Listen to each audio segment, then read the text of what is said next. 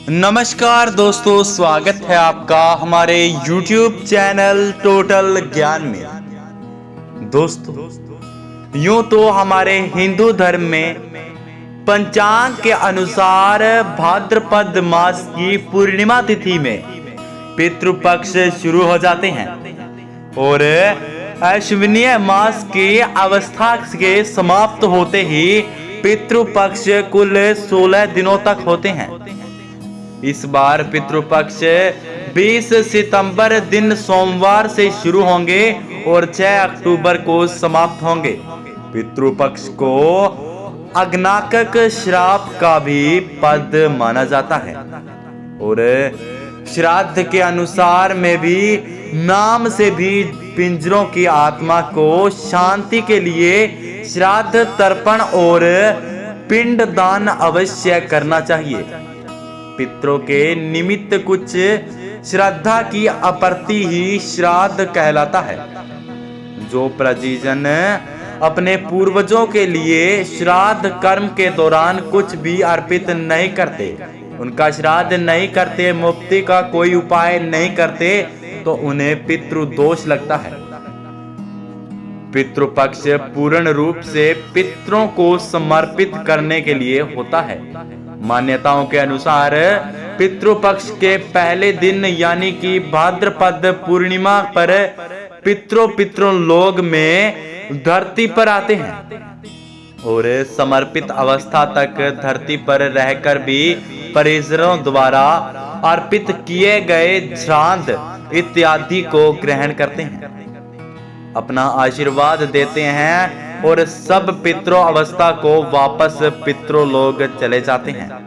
हिंदू धर्म में पितृपक्ष का विशेष महत्व माना जाता है। हिंदू धर्म में मृत्यु के बाद पितृ व्यक्ति का श्राद्ध किया जाता है। बेहद जरूरी माना जाता है कि यदि श्राद्ध किया जाए तो मरने वाले व्यक्ति की आत्मा को मुक्ति नहीं मिलती। वहीं यह भी कहा जाता है कि पितृपक्ष के दौरान पितरों का श्राद्ध करने से वह प्रसन्न हो जाते हैं और उनकी आत्मा को शांति मिलती है। माना जाता है कि पितृपक्ष में यमराज पितरों के अपने परिजनों से मिलने के लिए मुक्त कर देते हैं। इस दौरान अगर पितरों का श्राद्ध ना किया तो उनकी आत्मा को कभी भी शांति नहीं मिलेगी। यदि पितृ नाराज हो जाएं तो व्यक्ति का जीवन परेशानियों की चपेट में आ जाता है और तरह तरह की समस्याओं में पड़ जाता है और खुशहाल जीवन खत्म हो जाता है। साथ ही में घर की शांति कभी भी बरकरार नहीं रह पाती और व्यापार और गुदसले भी हानि होने लगती है।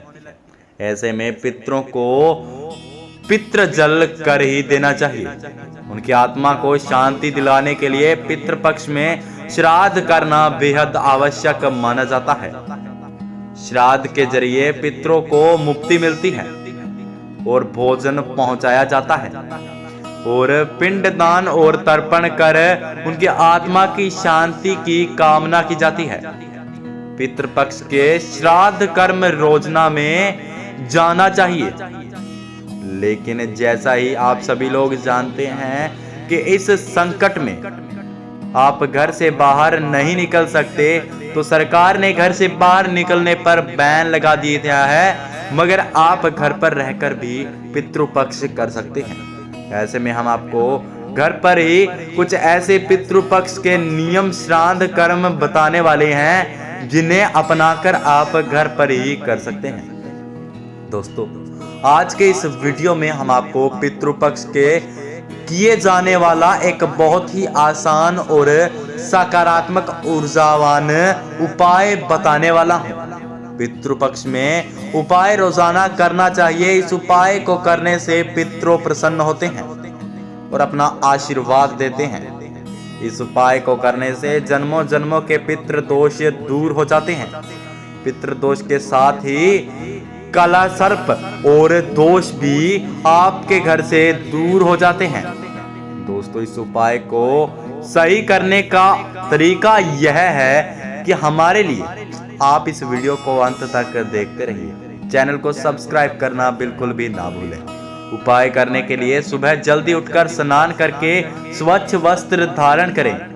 पुरुषों को यह उपाय बिना सिले हुए कपड़े पहनकर करना चाहिए, यानी कि उपाय करते समय पैंट जींस वगैरह ना पहने, धोती पहनकर अंगूठा पहनकर ही आपको यह उपाय करना चाहिए। स्नान करने के पश्चात एक लोटा लें। ध्यान रहे कि वह लोटा स्टील या प्लास्टिक का हो। अब उस प्लास्टिक या स्टील के लोटे में थोड़ा जल भर लें। इस पात्र में शुद्ध जल भरें और थोड़ा सा शक्कर डालें और थोड़ा सा कच्चा दूध डालें। इसमें थोड़े से साफ किए हुए साबुत कच्चे चावल डालें और थोड़े से साफ किए हुए दाने डालें। अब इस जल को आप किसी खुले स्थान पर, अपने छत पर, अपने आंगन में ले जाएं। इसी स्थान पर, ऐसे स्थान पर ले जाएं जहां पर भगवान सूर्य देव दिखाई दें।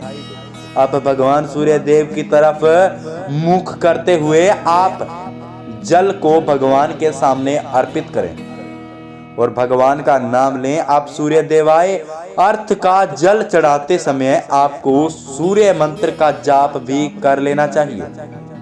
और आपको इस बात का भी खास ख्याल रखना है कि आपको वह जल अर्पित करते समय इस बात का ध्यान रखना है कि आपकी नजरें सिर्फ और सिर्फ उस जल की तरफ होनी चाहिए। उसके बाद आपको जल एक साथ अर्पित नहीं करना। आपको पहले थोड़े से बूंद जल अर्पित कर देने हैं और 2 सेकंड रुकने के बाद दोबारा से थोड़े बूंद अर्पित कर देने हैं और फिर से 2 बूंद रुकने के बाद पूरा जल अर्पित कर देना है। इस तरह से रुकने के बाद 3 बार जल अर्पित करना है। इस काम को आप अच्छे से कर लीजिए। उसके बाद आपको यह भी ध्यान रखना है कि आपको यह प्रतिमा करने के पश्चात भगवान श्री गणेश को प्रणाम करें, सूर्य देव को प्रणाम करें और पितृदेव को भी प्रणाम करें। इसके बाद सूर्य देव के आपके सभी पाप को सूर्य देव समाप्त कर देंगे और आप जिन भी पितरों के बारे में यह मुक्ति चाह रहे थे उनकी आत्मा को शांति प्रदान करेंगे। पितरों की मुक्ति के लिए प्रार्थना करें और पितृदोष को मुक्ति के लिए भी प्रार्थना करें। प्रार्थना करने के पश्चात आप पितृदेव की प्रणाम करें और पितृदेव को इस मंत्र का 8 बार जाप करें। जी हाँ दोस्तों, पितृदेव के इस मंत्र का आपको 108 बार जाप करना है। जब 8 बार इसका अच्छे से जाप हो जाए और आपको इसका जाप कुछ इस तरह से करना है कि ओम पितृदेवाय नमः, ओम पितृदेवाय नमः, ओम पितृदेवाय नमः। इस मंत्र का जाप आपको 108 बार करना है और जब यह मंत्र आप 108 बार इसका जाप कर लेंगे तब आप अपनी दोनों टांगे पर खड़े होकर सूर्य देव को 1 से 1.5 मिनट तक दाहिनी आंख से देखते रहिए और दूसरी आंख बंद कर लीजिए और फिर चुपचाप अपने घर के अंदर चले जाइए। ऐसा करने से पितरों के द्वारा की गई आपकी यह प्रार्थना पूरी हो जाएगी और आपने पितरों के बारे में जो भी मांगा है, उनकी आत्मा को शांति के बारे में जो भी मांगा है वो उन्हें प्रदान की जाएगी। दोस्तों, आपकी प्रार्थना पूरी हो जाएगी।